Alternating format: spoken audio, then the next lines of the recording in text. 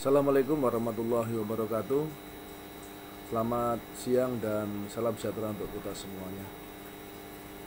Pertama-tama mari kita panjatkan puja dan puji syukur kepada Allah Subhanahu wa taala, Tuhan yang Maha Esa, bahwasanya hingga sampai saat ini kita masih diberikan kesempatan, kita masih diberikan kesehatan, apalagi pada saat-saat seperti ini, saat pandemi COVID-19 semakin mewabah. Bahkan pemerintah juga menetapkan sebagai PPKM Mikro, sehingga kita semuanya juga terdampak kena imbasnya, termasuk saat ini kita melaksanakan penyuluhan narkoba juga secara daring. Pertama-tama terlebih dahulu kami akan memperkenalkan diri. Nama saya Muhammad Sofyan. Saat ini saya berdinas di Direktorat Lalu Lintas Polda Kalbar.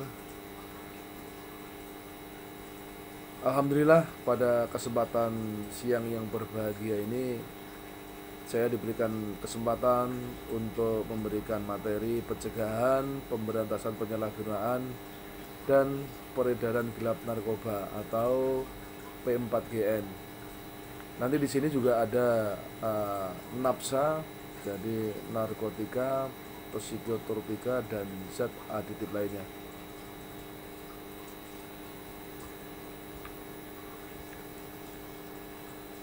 Pak adik sekalian, terlebih dahulu kita akan memahami mengenai pengertian narkoba. Apa itu narkoba? Narkoba itu terdiri daripada 3 jenis, yaitu narkotika, psikotropika, dan bahan atau zat aditif lainnya. Jadi adik-adik, yang namanya narkoba itu bukan Nagasari Korket Bawan seperti yang kita ketahui selama ini. Jadi narkoba, narkotika, psikotropika, dan bahan atau zat aditif lainnya. Untuk narkotika sendiri, para adik sekalian, adalah zat atau obat yang berasal dari tanaman atau bukan tanaman. Nah, ini digarisbawahi bahwa narkotika ini berasal dari tanaman atau bukan tanaman, baik sintetis maupun semi sintetis, yang dapat menyebabkan penurunan atau perubahan kesadaran, sehingga hilangnya rasa, mengurangi sampai menghilang rasa nyeri, dan dapat menimbulkan ketergantungan. Itu narkotika. Selanjutnya psikotropika. Psikotropika adalah zat atau obat baik alamiah maupun sintetis yang bukan narkoba tadi, yang berkhasiat psikoaktif melalui pengaruh selektif pada susunan saraf pusat, yang menyebabkan perubahan pada aktivitas mental dan perilaku. Itu psikotropika. Selanjutnya bahan atau zat aditif lainnya adalah bahan-bahan alamiah semi sintetis maupun sintetis yang dapat dipakai sebagai pengganti morfin atau kokain yang dapat mengganggu sistem saraf pusat. Jadi narkoba, narkotika, psikotropika, dan zat aditif lainnya yang diganggu adalah sistem saraf pusat yang mengakibatkan hilangnya atau penurunan kesadaran. Kita lanjutkan. Jenis narkoba, biar adik-adik juga ketahui, yang marak di dunia remaja adalah salah satunya adalah ganja. Ganja dikenal juga dengan marijuana atau cimeng, berasal dari tanaman dengan nama yang disebut sama. Semua bagian dari tanaman tersebut menimbulkan efek candu dan merusak otak. Jadi yang diserang adalah saraf otak pusat. Biasanya dikonsumsi adalah bagian bunga, batang atau biji, dan banyak juga dari daun yang dikeringkan. Efek yang ditimbulkan dari ganja ini, adik-adik sekalian, adalah sangat agresif dan denyutnya lebih cepat. Selain itu, pengguna ganja biasanya sulit untuk mengingat kejadian, sensitif, gelisah, dan mengalami gangguan tidur. Jadi ganja apabila dipakai oleh seseorang, maka orang tersebut secara otomatis akan susah atau sulit untuk tidur. Jadi banyak berhalusinasi saat memakai ganja hingga akhirnya mengalami kerusakan mental. Adapun untuk ibu hamil, penggunaan ganja dapat mempengaruhi perkembangan otak bayi. Sementara itu, ganja juga memberikan efek gangguan pernafasan seperti paru-paru dan sudah otomatis larinya juga nanti ke jantung. Ganja sudah, selanjutnya sabu, hadirin sekalian. Sabu yang sering kita dengar baik di media sosial, di televisi, dan lain-lain sebagainya adalah jenis narkoba yang paling banyak ditemukan di Indonesia. Nama lainnya adalah metamfetamin, kristal, kapur, dan es. Bentuk putih, tidak berbau, dan rasanya sangat pahit. Peredaran sabu ini luar biasa, hadirin sekalian. Jadi kalau untuk ganja masih sifatnya mungkin selektif, tapi untuk sabu, untuk Asia Tenggara, terutama untuk di Indonesia sendiri, luar biasa. Makanya kami berpesan, jangan sampai adik-adik mencoba-coba dengan barang haram atau sabu tersebut. Karena apa? Efek dari sabu ini sangat luar biasa. Akhir-akhir ini atau baru-baru ini adik-adik juga ketahui orang yang terkenal, artis yang terkenal, Nia Ramadhani beserta suaminya si Ardi Bakri kemarin juga baru tertangkap. Kalau kita pikir kurang apa mereka, tetap menggunakan juga sabu. Jadi sabu ini sudah menyerang berbagai kalangan, termasuk adik-adik, pelajar maupun mahasiswa. Khusus untuk sabu yang diakibatkan depresi dan hal tertentu dalam hidupnya seperti masalah pekerjaan atau keluarga. Namun sabu mengakibatkan insomnia, jadi sulit untuk tidur, hilang nafsu makan, sikap tergesa-gesa, tentu jauh lebih cepat daripada normal, serta tekanan darah tinggi. Di samping itu juga sabu seperti ganja juga akan membuat kita insomnia atau susah untuk tidur. Nah, ini biasa dipakai oleh artis-artis terkenal di Indonesia, banyak sekali yang menggunakan sabu ini dengan alasan jam tayang mereka tinggi, jam siar mereka tinggi. Nah, kira-kira seperti itu. Ini masalah sabu, adik-adik sekalian. Untuk selanjutnya kita bicara ekstasi atau inek. Ekstasi atau metil dioksimetamfetamin adalah senyawa kimia yang sering digunakan sebagai obat rekreasi menurut mereka sebagai pengguna, yang membuat pengguna menjadi sangat aktif. Ekstasi memiliki struktur kimia dan pengaruh yang mirip. Ekstasi memiliki struktur kimia yang mirip dengan amfetamin dan halusinogen. Ekstasi biasanya berbentuk tablet berwarna-warna. Ekstasi bisa juga berbentuk bubuk atau kapsul. Seperti kebanyakan obat terlarang lainnya, tidak ada kontrol yang mengatur kekuatan dan kemurnian salah satu jenis narkoba ini. Bahkan ada jaminan bahwa sebutir ekstasi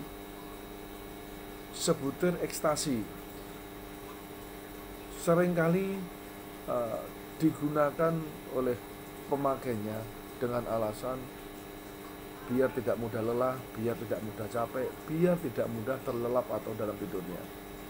Jadi dengan kata lain, dengan ekstasi juga bisa meningkatkan ketahanan dalam kita seandainya contoh berkendara jauh. Jadi sopir-sopir yang berkendara jauh dulu banyak memakai ekstasi. Tujuannya apa? Biar mereka bisa melek tahan 1 atau 2 malam. Efek jangka panjang pemakaian ekstasi ada di sekalian. Pertama, ekstasi pasti merusak otak dan memperlemah daya ingat. Itu pertama. Kedua, ekstasi merusak mekanisme dalam otak yang mengatur daya belajar. Nah, ini untuk adik-adik sekalian. Ya, alhamdulillah untuk saat ini ekstasi khususnya untuk di kota Pontianak jumlahnya sudah minoritas dibandingkan dengan sabu tadi. Untuk ekstasi sudah dibilang jumlahnya minoritas untuk di kota Pontianak. Bukan berarti di kota-kota lain hilang, tidak. Tapi untuk di kota Pontianak sudah dipastikan sangat berkurang. Ekstasi ini dapat menyebabkan kerusakan jantung dan hati. Jadi pemakaian ekstasi secara berlebihan akan membuat pengguna depresi berat dan pasti banyak kasus-kasus lainnya. Lanjut adik-adik. Nah, kita bicara Flaka adik-adik. Flaka waktu 1 tahun yang lalu sempat beredar, dan rekan-rekan atau adik-adik sekalian juga pernah melihat efek langsung dari Flaka. Di tepi jalan ditemukan orang tergeletak, kita pikir meninggal, ternyata mereka masih hidup. Hidupnya pun seperti zombie. Zombie yang seperti kebanyakan di film-film, ya antara manusia yang hidup atau manusia tidak hidup. Nah, itu efek dari Flaka. Flaka mengandung senyawa kimia yang disebut MDPV seperti tadi. Bahan utama membuat Flaka ini adalah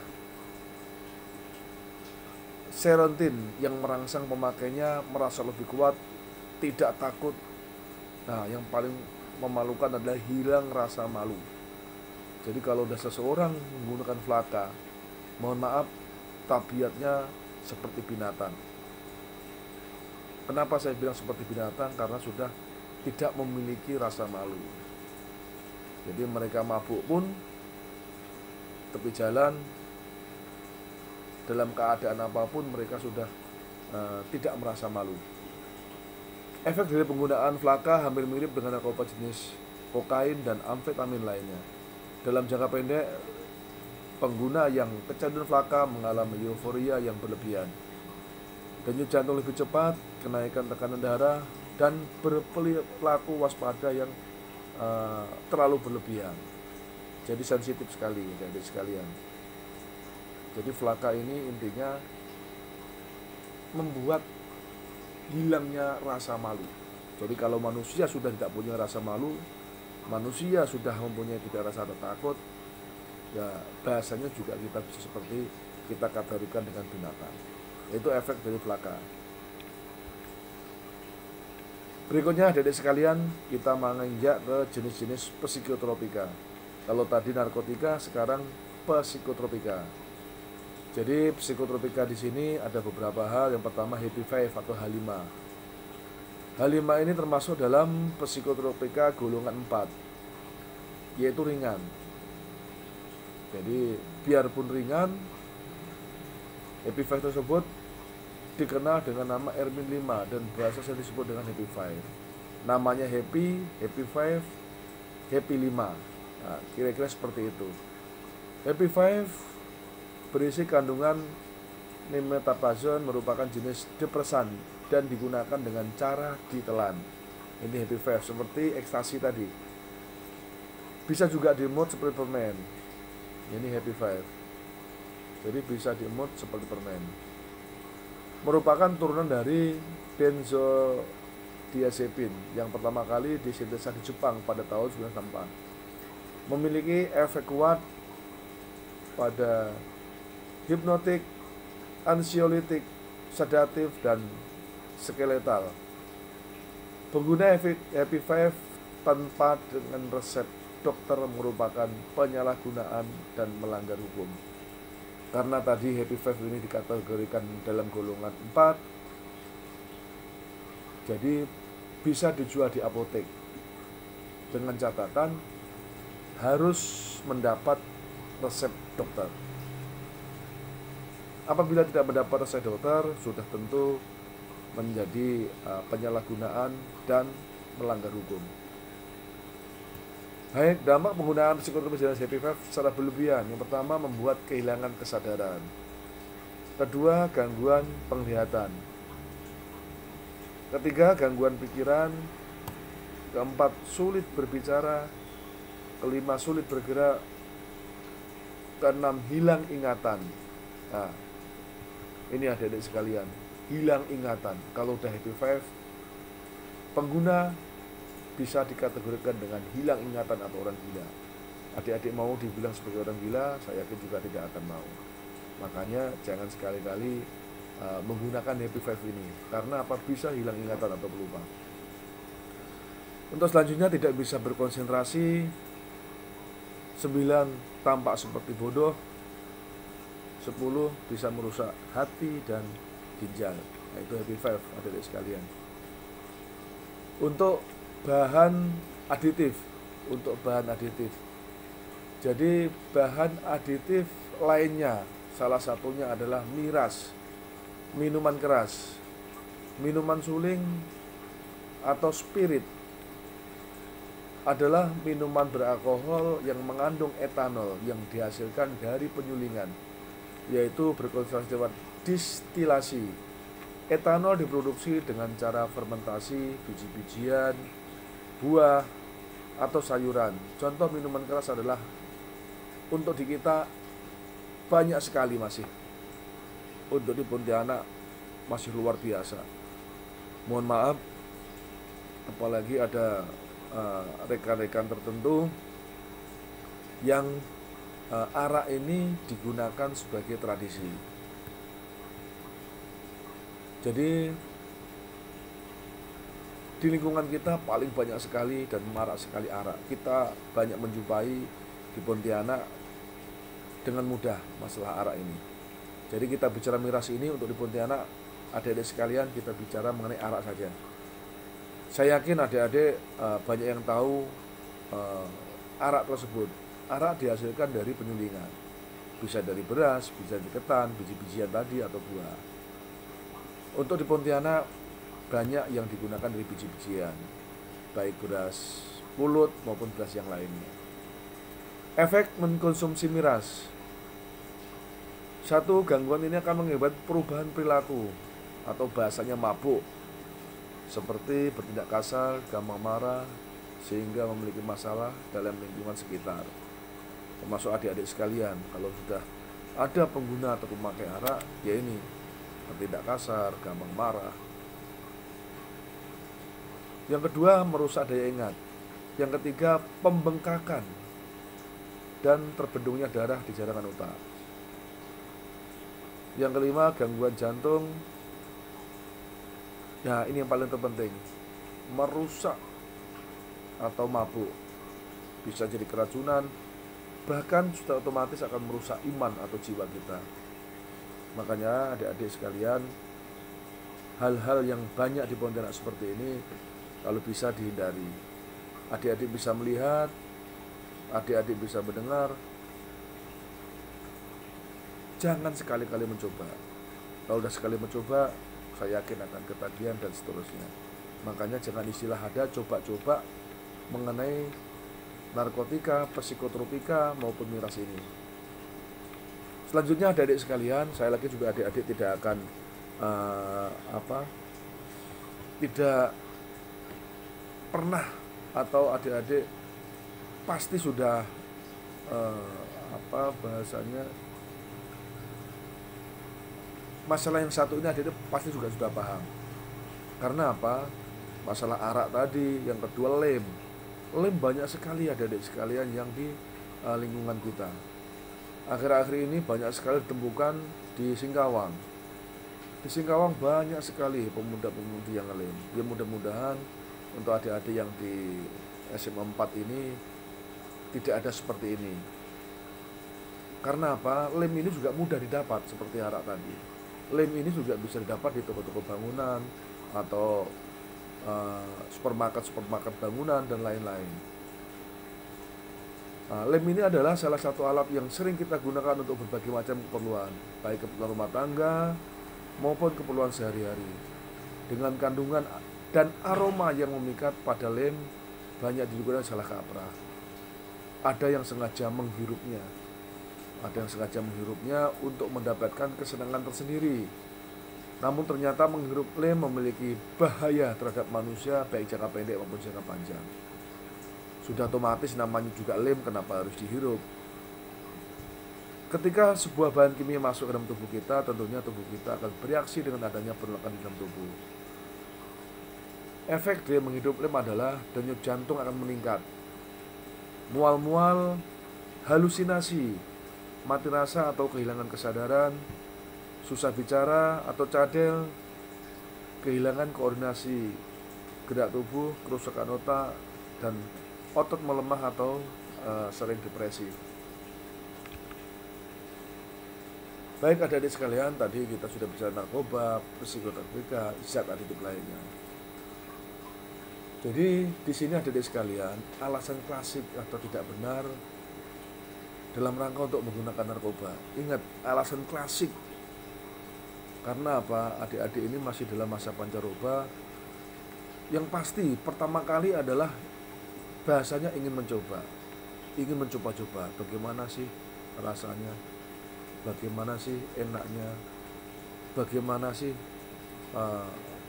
orang mabuk itu, bagaimana sih orang sakau, bagaimana sih fly, bagaimana sih ini ingin mencoba-coba.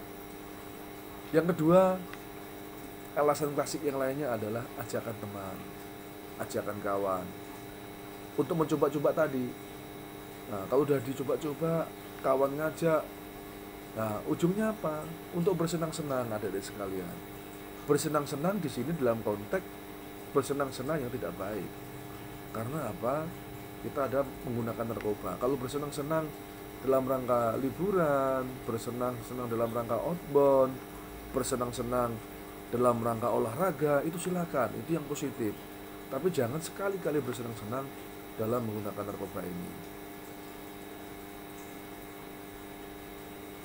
Efek dari narkoba ini, adik-adik sekalian, akhirnya apa? Akan timbul depresi. Sekolah adik-adik hancur. Ya, sekolah adik-adik hancur. Masa depan adik-adik hancur. Keluarga antara anak dengan ayah, dengan orang tua, dengan adik pasti akan berantakan, pasti akan sering berantem. Akhirnya apa? Adik-adik jadi terlantar. Masa depan juga akan semakin suram. Udah otomatis tidak bisa ngelak. Karena apa? Yang di otaknya adalah narkoba. Semua gara-gara narkoba. Ya intinya semua gara-gara akan membuat kita menjadi sengsara. Makanya adik-adik sekalian, kalau bisa benar-benar dihindari masalah narkoba ini. Selanjutnya adik-adik sekalian, dampak penyalahgunaan narkoba. Jadi dampak penyalahgunaan narkoba secara medis sudah pasti kesehatan, merusak organ tubuh, jantung, ginjal, saraf pusat, dan paru-paru. Itu medis. Secara mental, merubah sikap dan perilaku yang drastis karena gangguan daya pikir, kreasi tidak ada, yang ada cuma emosi, sehingga menyimpang dan hidupnya tidak akan wajar. Yang kedua, kehidupan sosial terhadap kehidupan pribadi. Yang pertama, mampu merubah kepribadian adik-adik. Yang kedua, menimbulkan sifat masa bodoh terhadap lingkungan, terhadap kawan. Selanjutnya adalah suka berhubungan seks. Ujung-ujungnya apa nanti? Free sex. Adik-adik free sex. Ujung-ujungnya apa? Mohon maaf, nanti hamil di luar nikah. Adik-adik banyak kena penyakit menular. Yang paling berbahaya adalah kalau udah kecanduan. Kalau sudah free sex, ujung-ujungnya apa?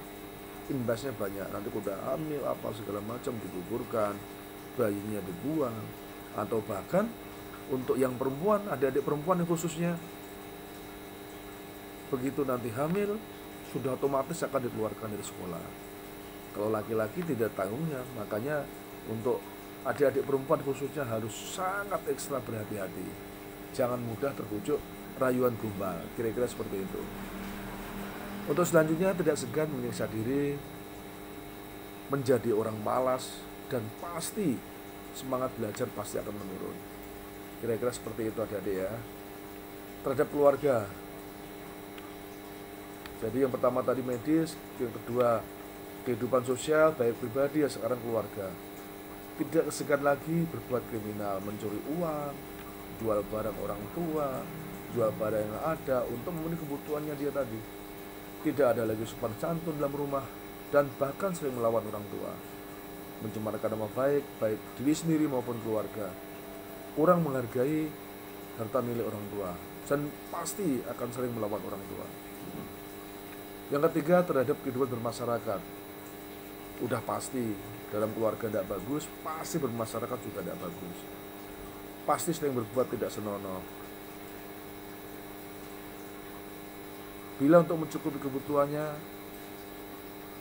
apabila sudah tidak ada pasti akan berbuat kriminal dan tidak segan-segan mengambil barang milik orang lain. Dengan mengambil barang orang lain ini pasti gunanya untuk membeli narkoba tersebut. Yang ketiga, mengganggu ketertiban umum. Mengendarai motor dengan kecepatan tinggi udah pasti. Kalau masih kontrol, alhamdulillah. Kemarin ada kecelakaan yang di Bundaran Untan mengakibatkan karyawan rumah sakit Untan juga meninggal.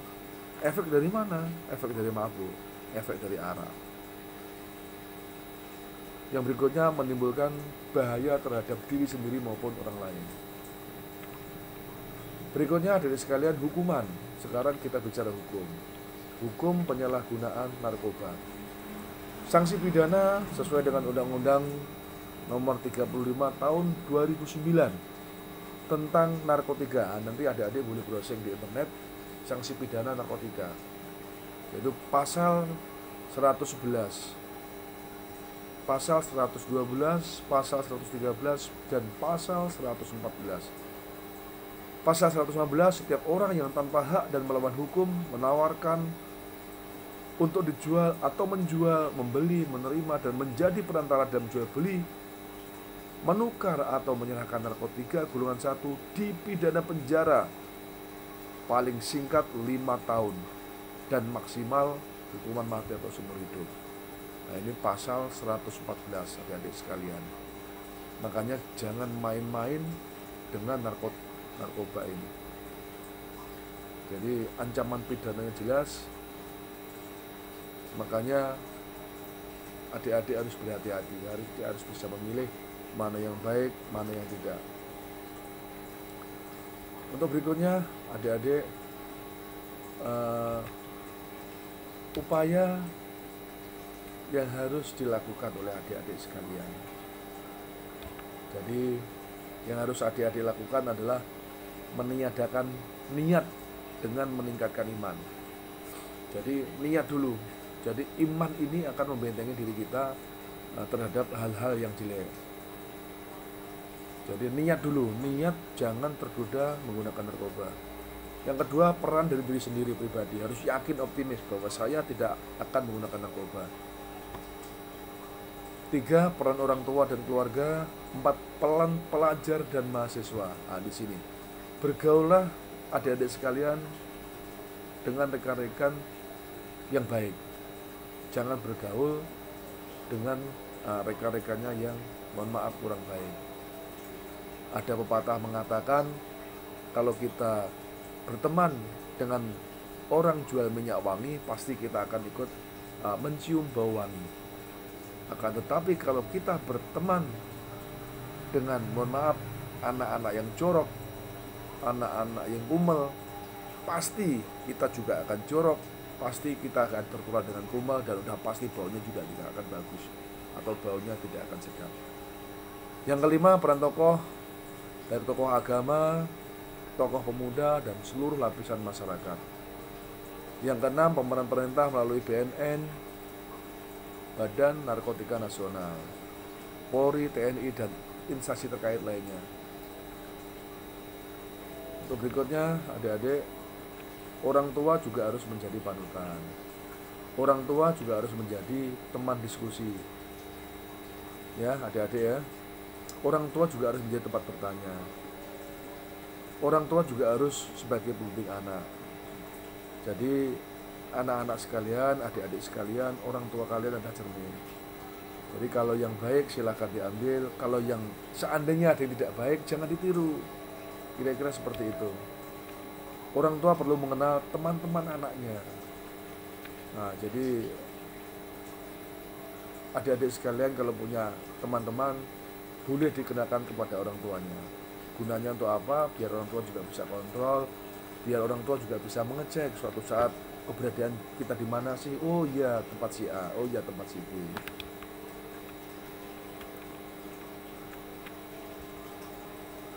Jadi untuk selanjutnya, rekan-rekan sekalian, adik sekalian, untuk peran pemerintah adalah promotif, preventif, kuratif, dan yang paling terpenting adalah rehabilitasi. Rehabilitasi adalah upaya pemulihan kesehatan jiwa dan raga yang ditujukan pada pemakai narkoba yang sudah menjalani program kuratif tadi. Program kuratif apa sih?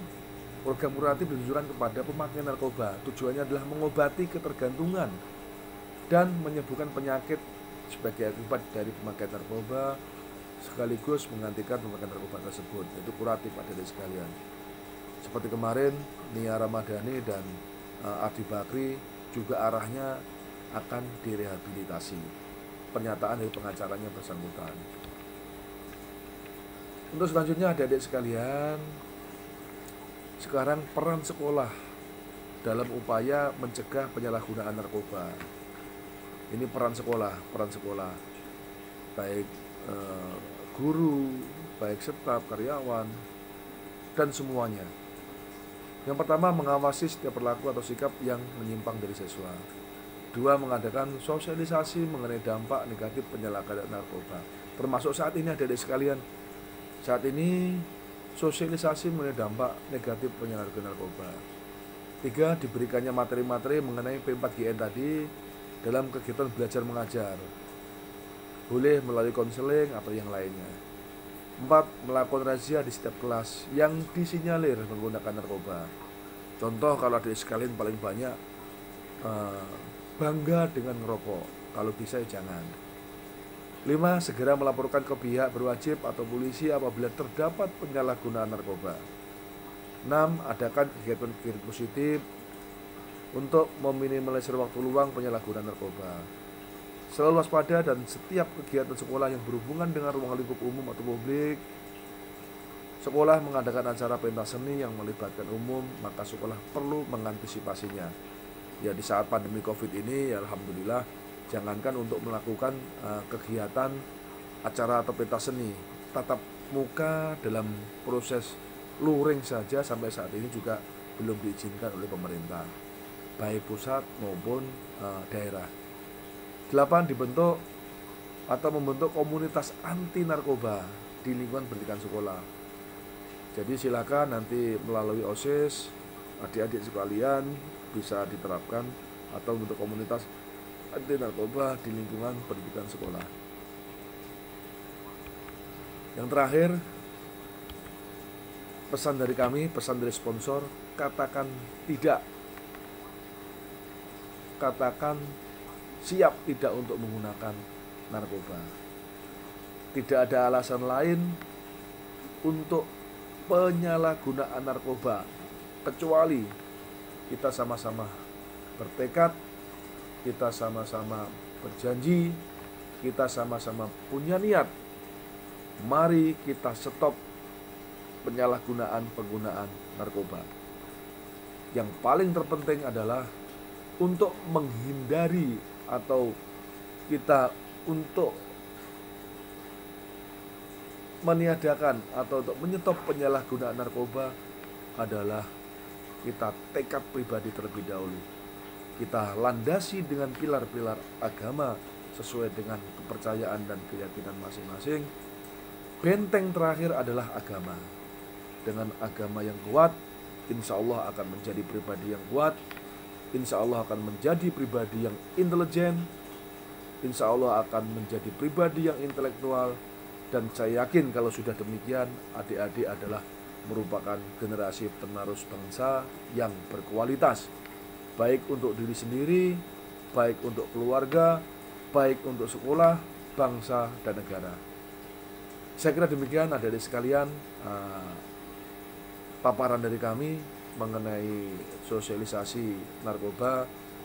Kami harapkan apa yang kami sampaikan bisa dipahami, bisa dimengerti, dan kami berharap untuk anak-anak atau adik-adik di SMA 4 ini tidak ada satupun yang menggunakan narkoba atau mencoba-coba saja tidak boleh, apalagi menggunakan. Makanya tidak ada alasan lain untuk penyalahgunaan narkoba. Tekad kami semuanya adalah stop penyalahgunaan narkoba. Saya kira demikian adik-adik sekalian apa yang saya sampaikan pada siang hari ini. Kalau seandainya ada pertanyaan, nanti boleh ditanyakan ditulis atau di WA. Kurang lebihnya mohon maaf. Saya akhiri adik-adik sekalian. Terima kasih atas perhatiannya. Bila taufiq wal hidayah. Assalamualaikum warahmatullahi wabarakatuh. Selamat siang, selamat beraktivitas, tetap semangat, jauhi narkoba.